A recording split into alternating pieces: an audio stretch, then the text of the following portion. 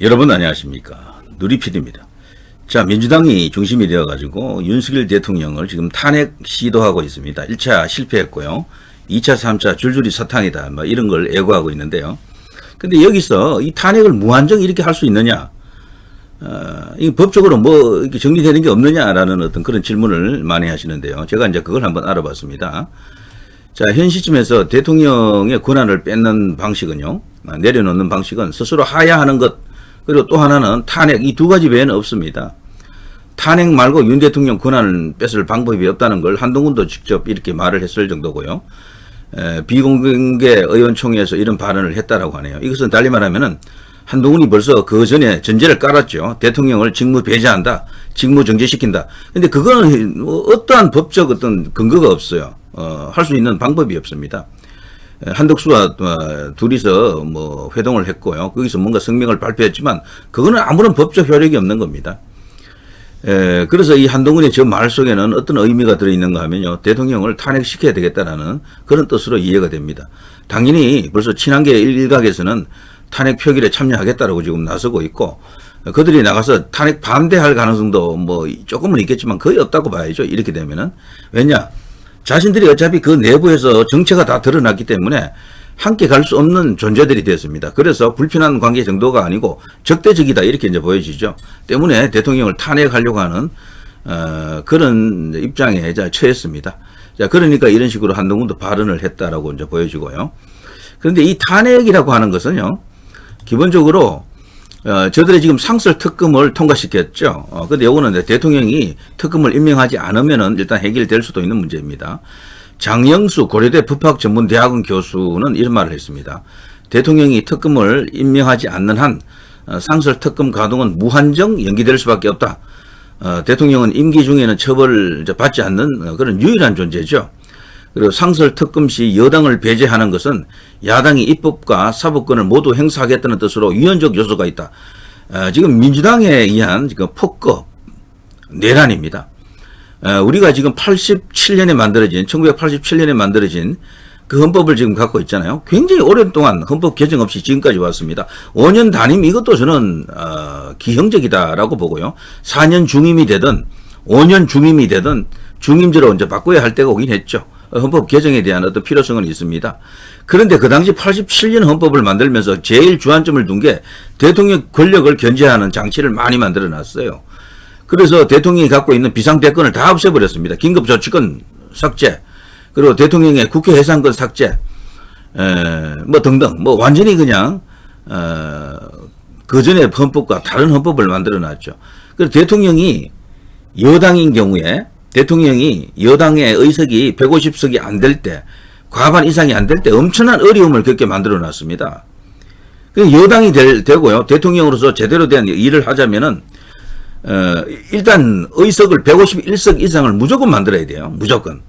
그게 안 될 경우 정말 심각한 정치적 위기에 봉착한다라는 것을 우리가 지금 보고 있잖아요. 아무튼 이 상설특검 저거는 대통령이 거부해버리면은, 특검이 누군가 임명이 되더라도, 저쪽에서 이제 추천하더라도 임명 안 하면 됩니다. 일단 이것으로 넘어갈 수가 있고요. 그런데 저들이 지금 이것과는 별개로 대통령 본인에 대한, 자신에 대한 어떤 특검, 탄핵을 지금 하고 있지 않습니까?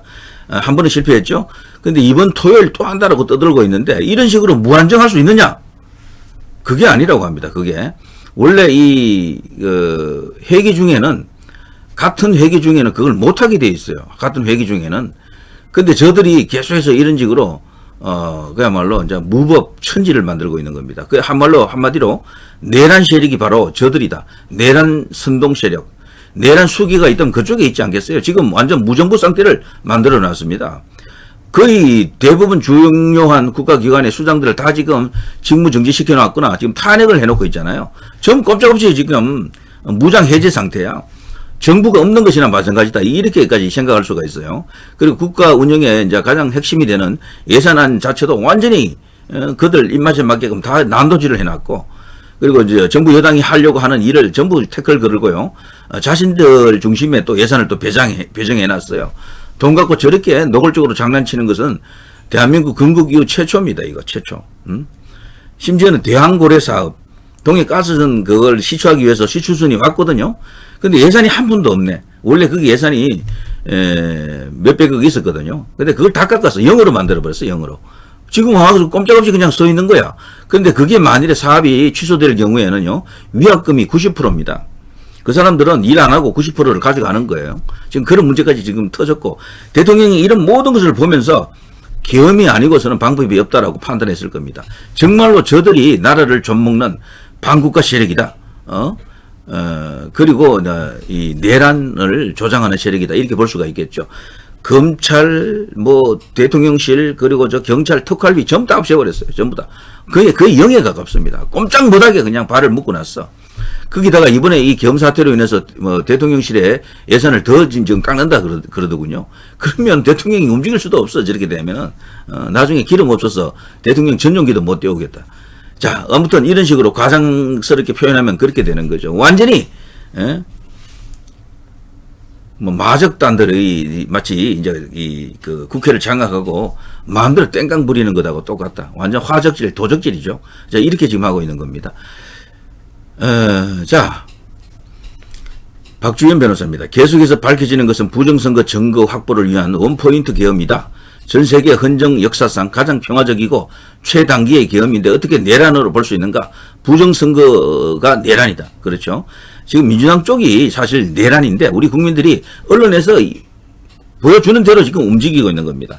언론에서 저기가 나쁘다 하면 전부 거기가 나쁜 줄 알아. 윤 대통령을 뭐 중심으로 해서 전부 내란 세력이다. 폭력 세력이다. 폭거다. 이러면서 그냥 공격을 하니까 전부 그런 줄 알고 또 민심이 쏠리고 있는데요. 중심을 잡아야 됩니다. 내란은 오히려 그 반대적 속성이 강합니다. 저들 내란을 진압하기 위해서 대통령이 계엄령을 발동했다. 이렇게 볼 수도 있잖아요. 자, 여기 이제 예전부터 부정선거 커넥션에 대한 이야기가 인터넷 커뮤니티에서는 많이 떠돌았습니다. 여기 거론되는 사람들 다 알죠? 통상 이제 부정선거를 깊이 이렇게 연구하신 분들 이야기를 들어보면, 최후의 이제 배후에는 중국이 있다. 이런 식으로 이야기 많이 합니다. 북한도 일부 이제 이렇게 포함이 될 수도 있겠죠. 근데 그것을 이렇게 주동적으로 하는 인물이 이해찬 이 라인이 아닌가 이렇게 지금 의심하는 거죠. 이해찬, 여기 이제 양정철, 이건영, 그리고 조혜주의 등장과 함께 이 전자개표의 시대가 열렸고요. 노무현 때부터 이제 시작된 거죠. 그러면서 우리나라 그 후에 모든 선거가 이상한 선거가 됐고요. 보수 쪽이 이긴 선거보다도 좌파들이 이긴 선거가 엄청난 어떤 의혹이 있습니다. 이거를 지금 이번에 규명하려고 했는데 이상하게 지금 가고 있고요. 여기 보시면 뭐 무서운 이야기들입니다. 중국 공산당이 나오고 뭐 여론조작 해킹 기술자, 표가리 인력 제공 뭐 등등해서 막 나오죠. 근데 여기 이해찬은요 요즘 안 나타나죠. 여기 그야말로 마크에서 움직이는 좌파 서열 1위 지금도 여전한 것 같은데 이 이재명에게 다가가 있는 이화영이 있죠. 이화영 현재 1심에서 9년 6개월 징역형 선고받고 지금 2심 중에 있는데 이화영이 원래 이해찬의 사람입니다. 이해찬의 비서였어요. 그거를 이재명 쪽으로 보낸 인물이 바로 여기 이해찬이 되겠죠. 그러니까 이해찬 커넥션을 이걸 잘 이해를 해야 될 것 같아요. 자, 뭐 이런 이야기들이 이렇게 쭉 나와 있습니다. 그리고 이 특징적으로 이 이해찬은 문재인과 관계가 안 좋습니다. 서로 적대적이다 이렇게 생각되고요. 자, 이게 뭐 여기서 요 하나만 갖고도 이야기할 게 너무도 많습니다. 일단 이 정도 하고요 넘어갑니다. 자, 그런데 분명한 것은 대통령은요 회기 중에 탄핵을 또 당하지는 않습니다. 한 번 했잖아요 지난번. 그래서 이들이 다시 탄핵하려고 그러면 다음 회기를 기다려야 됩니다. 그런데 이번 주 토요일 만일에 탄핵한다고 한다면 거기서 설령 탄핵이 통과되더라도 그것은 헌법적으로 문제가 있다. 분명히 그것은 절차상의 문제가 있고 프로토콜을 어긴 것이다라고 해서요 나중에 그 무효가 될 가능성이 큽니다. 그걸 분명히 이제 우리가 알고 있어야 됩니다.